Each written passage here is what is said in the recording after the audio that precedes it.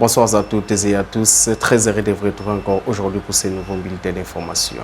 Pour ces bulletins d'information en politique, à mesure que les chaos sécuritaires en République démocratique du Congo persistent, l'Union européenne réclame une seule chose, parler et parler à tous.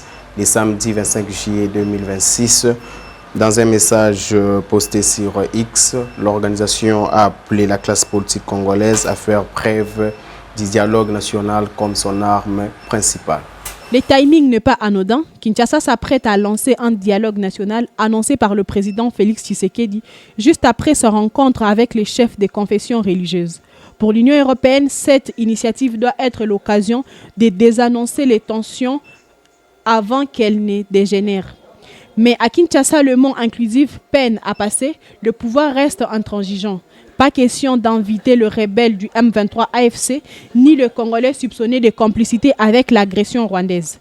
L'inclusivité version Tshisekedi a donc des lignes rouges. Cette divergence de lecture alimente déjà le débat depuis l'annonce présidentielle. Chaque camp d'opposition ou du pouvoir essaye d'imposer sa définition qui doit être autour de la table.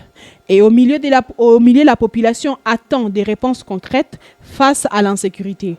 Au final, l'Europe tend la main. C'est à Kinshasa de décider si elle saisit, car entre la définition congolaise et inclusivité et celle prônée par le partenaire occidentaux, l'écart reste grand. Et le temps presse avec le 15 août qui approche, date débutoire pour la reprise des manifestations des rues, si le pouvoir ne bouge pas dans le sens des revendications des opposants. En justice, les tensions est montée d'un cran de l'audience ce lundi 27 juillet 2026 de l'ancien ministre de la Justice Constant Mutamba à la Cour de cassation, visiblement en colère, qu'il a quitté la salle de l'audience alors que les procès se poursuivent. Une scène particulièrement remarquée au cours de cette audience et dénonce un complot devant de la chair. Qu'il me condamne à mort, je boirai l'acide, comme Socrate l'a-t-il déclaré. Suivant ces propos recueillis par Kimbeze Jérémy. Un mafieux qui détruit ce pays, qui met à genoux ce pays, qui paupérise notre peuple. Et ils se sont organisés en un petit groupe pour non seulement me condamner injustement, mais aussi et surtout m'arrêter illégalement. Le peuple, vous avez continué à défendre la vérité et la justice. J'ai été hospitalisé pendant 10 mois. Lorsque les léopards se sont qualifiés au mondial et que le chef de l'État, son Excellence, M. Félix Tshisekedi, a organisé leur accueil devant ou à l'esplanade du palais du peuple, le peuple congolais a exigé, a réclamé la libération d'un innocent, l'ancien ministre de la Justice et Garde des Sceaux, Constant Mutamba. Et cela n'a pas plu à mes adversaires politiques. J'ai des audios. Juste après cette réclamation populaire, ces réseaux s'étaient encore constitués, réunis. Ils ont dit comment on va clouer cet innocent, ces braves, ces révolutionnaires panafricains.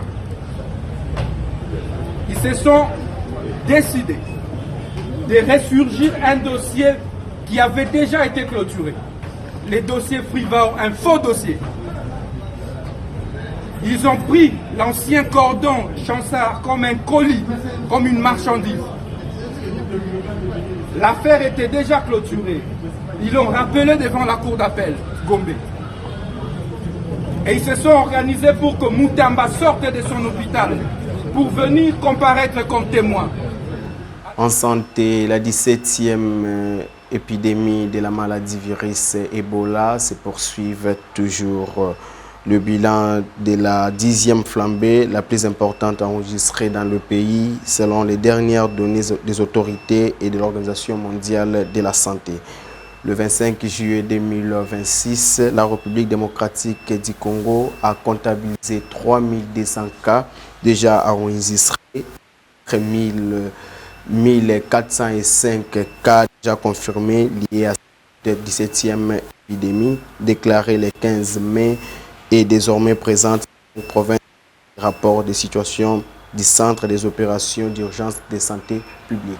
En société, les commerçants du marché pirate à Pascal dénoncent la perte de leurs moyens de subsistance suite à l'opération d'assainissement marquée par les agents de l'État du service national. Cette situation suscite de nombreuses réactions parmi les personnes concernées qui évoquent les difficultés auxquelles elles sont désormais confrontées. Reportage. L'opération de déguerpissement du marché pirate dans la commune de Massina, menée par les agents de l'État du service national, a bouleversé le quotidien de nombreuses mamans et de jeunes qui vivent ces petits commerces. Sur place, les personnes rencontrées expriment leur mécontentement. Certaines affirment ne pas avoir été informées à l'avance, tandis que d'autres n'ont pas l'endroit pour poursuivre leurs activités. Pour beaucoup, cette situation met en difficulté leur famille dont le besoin dépend des recettes générées par ces activités commerciales. Entre le respect de la réglementation et la nécessité pour les citoyens de gagner leur vie, cette situation soulève des interrogations sur les solutions qui pourraient concilier l'ordre public et la protection des moyens et substances de la population. Bonjour, comment Moses Pascal, précisément dans na gloire Jean.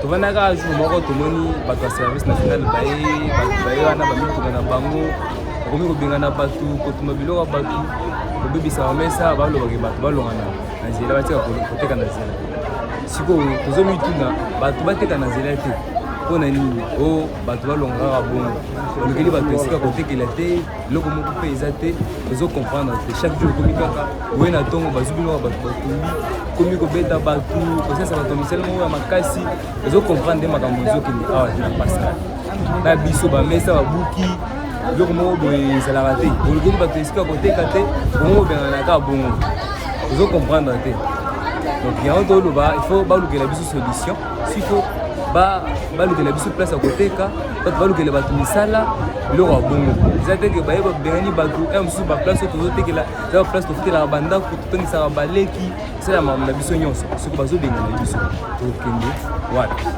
En sport, les Léopards basketball se sont qualifiés pour les prochains tours de la qualification de la Coupe du Monde de la Fédération internationale basketball association 2027. Malgré la défaite de 63 billes à 79 billes au stade de Marius Ndiaye à Dakar au Sénégal le dimanche 26 juillet 2026. Grâce à leurs résultats obtenus durant cette phase, les Léopards poursuivent leur parcours de la compétition. Plus de détails avec Kiawete Dan et Masaka Mavambo. Malgré une lourde défaite face au Sénégal de 63 à 89, les Léopards de basketball de la RDC ont fait l'essentiel. La qualification pour le prochain tour des éliminatoires africains de la Coupe du Monde FIBA 2027. Cette qualification a démontré la progression du basketball congolaise sur la scène continentale et récompense les efforts fournis par les joueurs tout au long de cette campagne. Face à une solide équipe sénégalaise, les Congolais ont démontré de la détermination et de la combativité, même si le résultat final n'a pas été en leur faveur. Voilà, c'est la fin de ces bulletins d'information. Merci de l'avoir suivi.